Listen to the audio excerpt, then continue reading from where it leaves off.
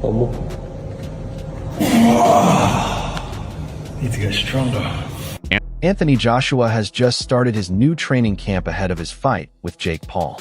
Tyson Fury responded to Jake Paul's call-out, saying he views it as a genuine 50-50 fight where either man could win. Do you regret the Joshua fight not happening? No, I don't. I don't regret anything. Life's too short for regrets. What do you think of Jake Paul calling him out? I think it's a good fight. I think it's a real 50-50 fight. Jose Benda said people should not dismiss Jake Paul because the fight is risky for him and could even lead to an unexpected outcome. He also said Anthony Joshua is performing at a higher level right now and has a clear size edge over Paul.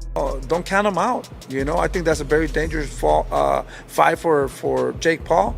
But at the end of the day, you know, we could have a big upset, you know. But I think that AJ is too much for Jake Paul at this point, and he's bigger than Jake Paul, in my opinion. Do you think it's competitive? A lot of people are saying if AJ doesn't get him out of there in 2 rounds, it'll be a huge embarrassment. I don't think that's not the case, that he's gonna get Jake Paul. At the end of the day, Jake Paul has been training hard too, and you know, he's a pretty good fighter.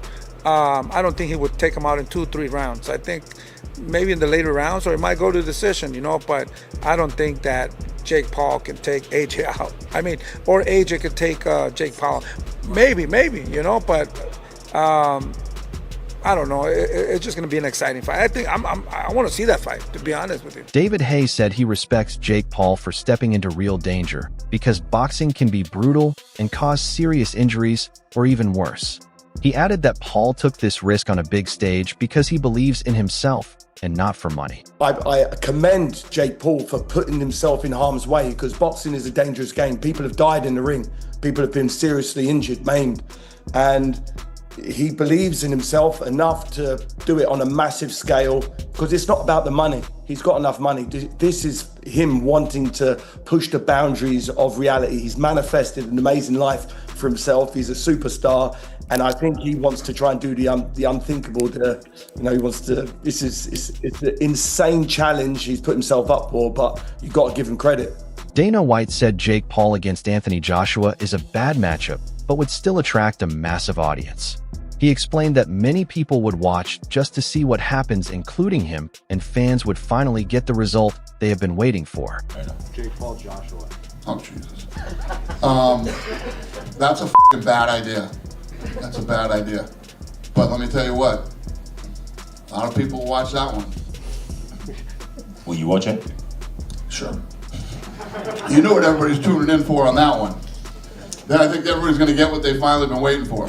Tommy Fury said that since he was able to beat Jake Paul, it's obvious what Anthony Joshua would do.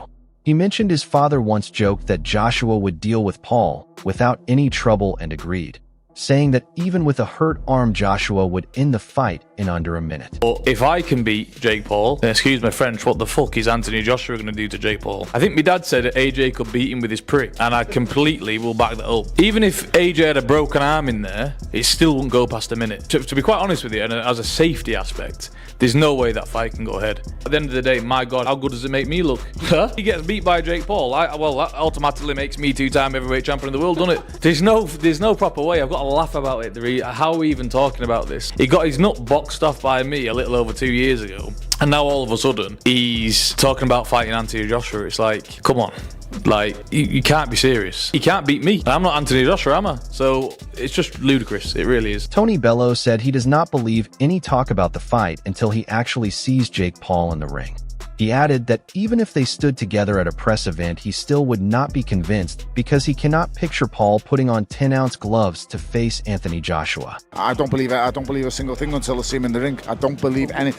Even if they come together for a press, I don't believe it. I don't genuinely believe he will climb into a boxing ring with 10-ounce gloves on with Anthony Joshua. It won't happen. It can't. Hypothetically, if it does, how long does it last? As long as Josh wants it to. Simple as that. As long as he wants it to. The same way it did with Floyd Mayweather and Conor McGregor. The same way it did with Anthony Joshua and Francis Ngannou. Frank Warren said Jake Paul has taken a lot of criticism for having no amateur career and only around 10 to 12 fights.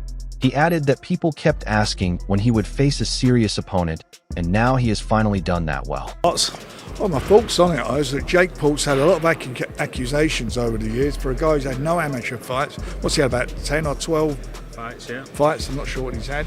And, you know, you look at the opposition he's had and people saying, when's he going to fight somebody? He stepped up.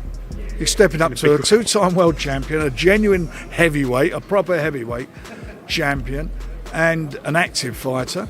And this is a big moment for him. And you've got to take your hat off to him for that. As regarding AJ, I'm sure AJ's wants a fight back after that, that unbelievable loss he had against Daniel Dubois, which is quite an emphatic loss. He wants to come back, get himself, dip his toe in the water. He's going to get paid a lot of money for this. This fight's going to generate a lot of money because for me, it's a fighter. Jake Paul's going to be a massive underdog against a big favourite, a big odds-on favourite. Can he do it or not? This is a car crash, and people will watch it because that's what people do at car crashes, and that's what this is. Frank Warren said Jake Paul has faced lots of criticism for having no amateur run and only about 10 to 12 fights.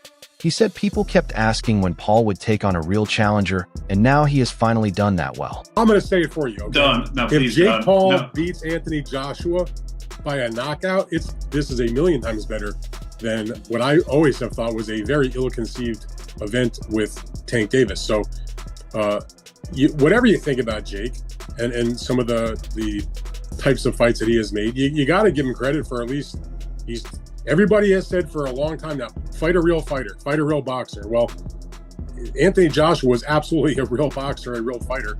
You can't deny that. Like you said, two-time world champion, Olympic gold medalist. Now, he may not be at what he was when he was absolute peak. There's no doubt that Anthony Joshua was beyond his apex of his career. Mm-hmm. But even though he'll be coming off of about a 14-month layoff. Yeah. He's coming off having had surgery on his elbow.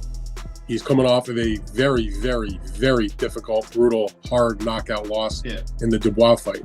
But all that said, I still think he's got enough to compete with any heavyweight in the world. For my perspective is, whatever you think about it, Jake Paul certainly has gotten better since he fought Tommy Fury. He's certainly gotten better over the last number of fights. Now, is he at an elite, world-class level? Probably not yet.